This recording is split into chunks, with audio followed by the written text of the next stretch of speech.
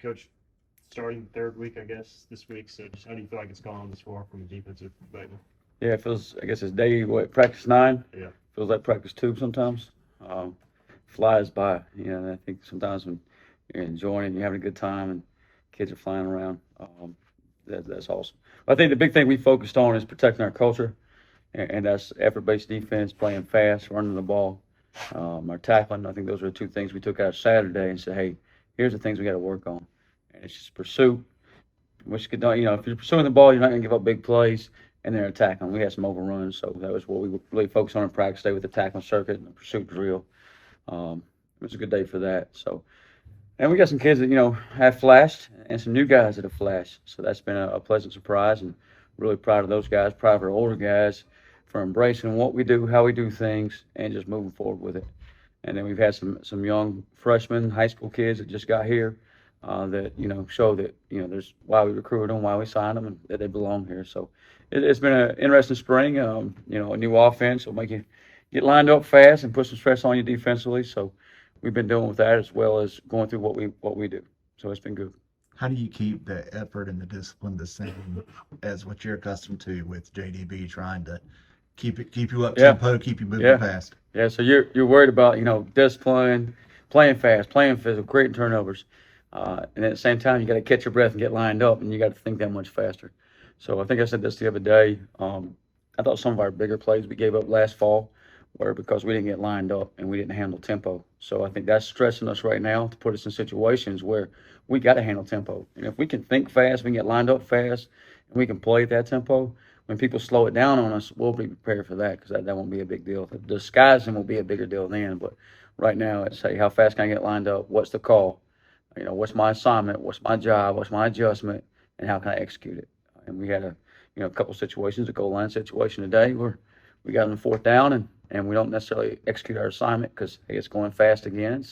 It's a live drill. It's a little warm out there, and a lot of excuses. But you can't let those hit you. You got to put that behind you and got to move forward and make sure we rise to the occasion and make sure we capitalize on those situations because those are as game real as we can make them, and it's been really good for that.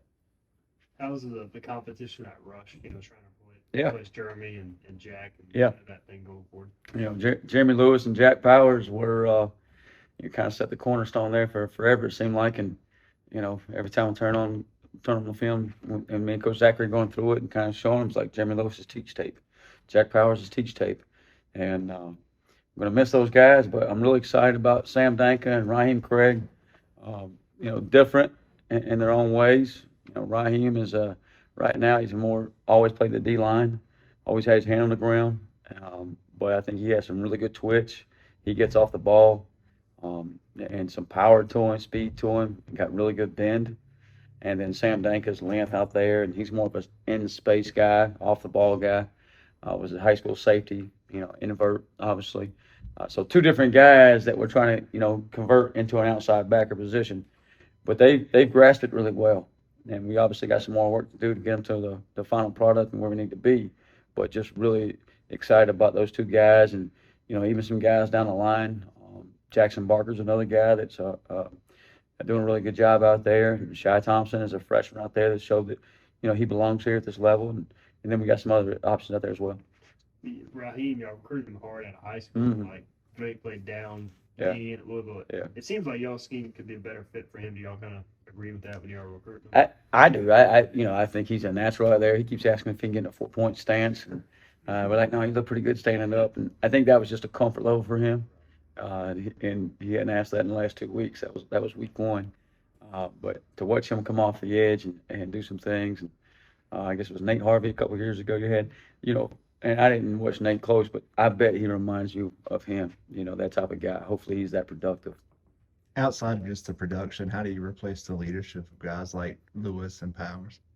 I tell you what, we got guys that are working their tails off, and they're becoming our hardest workers on our football team. I mean, obviously, we have Deontay Johnson, Elijah Moore, Surad Ware, Chad Stevens. The list goes on inside there. But we've got guys that, hey, they started a few games here, a few games there, in the back end at backer. But when those guys, and you always hate to say a guy until he play, go out there and play, but Zakai Barker's been one of our hardest workers. and he's earned the respect of everybody in this building. And when you do that, and then you go out in the field and you produce, you're naturally going to be that guy. And as long as he continue to do that, I think he's going to be one of those guys that can, be a voice on the field for us and a voice in the huddle for us. You talked about Zakai when he was hurt, like he was still studying film Yeah. and the defense. So Yeah. how good is it to see him back healthy and Yeah. kind of playing his Yeah, potential? two years ago, he came in early as a high school freshman, tore his ACL. I think he was home on spring break, getting some extra work in the sand pit, and tore it. And so his whole first year was just a frustrating year for him, but he was still locked in as much as I've ever seen a kid, and knew the scheme, knew the playbook. And I think even last year he kind of was coming back from it, wasn't fully healthy. Kind of got banged up with an ankle last fall, and got rolled up on his foot last fall. And now he's changed his body a little bit, and then off season, and just so happy and proud of him. Obviously he got to go do it on Saturdays in the fall. It's one thing to do it on Saturdays in the spring. What counts is those Saturdays in the fall. So he's got to keep working. Got a lot of work to do, but proud of where he's been so far.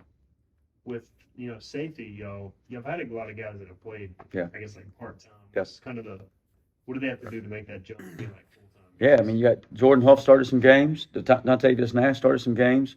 Omar Rogers, Devin King, they've all started back there as part-time guys. They haven't been the guy yet. And I think days like today challenged them a little bit. I mean, there was a lot of running. We did our half-field man work, stacks and bunches. We did a perimeter drill, which is the screens out there, and they're getting blocked on the edges, and they got to go make the play. We did a skelly. We did a live team run. Might as well have been an inside run. We did a goal line period, and we did a tip-o team period at the end. And that first safety, that's a lot of stress on your body and a lot of thinking, getting lined up, a lot of different defenses in right now. We basically have a whole playbook in right now and not in practice. So for those guys, that's, it pushes them, and it pushes them to get to that position. I think that you got to stress them to be the guy. And if we can do that, then I think we'll be fine in the fall. But, they all four have shown flashes that they can make plays and done some really good things. They just got to be consistent with it. And they cornered, Siobhan, whatever his name is. Yeah. He tells us, he's obviously out this spring. Is that like a good opportunity for those other corners to kind of establish themselves? Absolutely. And I think for him too, for Siobhan, it's one of those things. Sometimes when you're out and you're out of the action, out of the heat, you kind of step back and look at the bigger picture and like, okay, I see what coach is talking about now, or I see what my responsibility, what my job is. You see a little bit of the bigger picture than just, hey, I'm lined up on number one all the time. But those guys is absolutely, a chance for Isaiah Brown Murray is a guy, again, knock on wood, that's had a really good spring up to this point. He's got to keep pushing. But compared to where he was in the fall, he's taking that next step, and he's continuing to do that. So it's been a good opportunity for him to do that. I told him, say, hey, that corner room, how they go attack practice every day is a reflection of how you're leading that corner room. And that's where it starts. Talked about leadership. I mean, leadership starts in your position room. If I can, if I'm Isaiah and I can go lead my corner room, well, then I become a bigger voice. So that's where it starts. And then, Tymer Brown, Andrew Wilson Lamp, Lamp Wilson, they have an opportunity to get more reps now. And not just reps against the twos or threes, but reps against the ones. Dalen Diston, the same thing. So we're trying to find out, hey, and I told the guys today, we're trying to find out who we can trust in the fall and who we can count on. And not just who coaching staff can trust, but who your teammates can trust. Because they want to know that they can look at you, hey, you're going to lock somebody down on the edge at corner, you're going to do your job, and you can get off the field with me. We can ride with you. So that's what we're looking at right now. And guys that go compete, and, hey, who's going to be our top 20, 25 guys? I mean, it may be a situation. I was just talking to Coach Houston in the hallway about our offense is going to go faster. Well, we might play more defensive snaps. Probably, but will, and how much deeper are we going to have to go, to make sure we have enough depth to do that? We've played, about 20 guys last year, maybe 22 the year before. Maybe we have to go to 25 guys to make sure we're ready to play. So we got to make sure we're taking advantage of every rep we get this spring to make sure we find those guys and develop those guys. Thanks, Coach. Appreciate it, guys.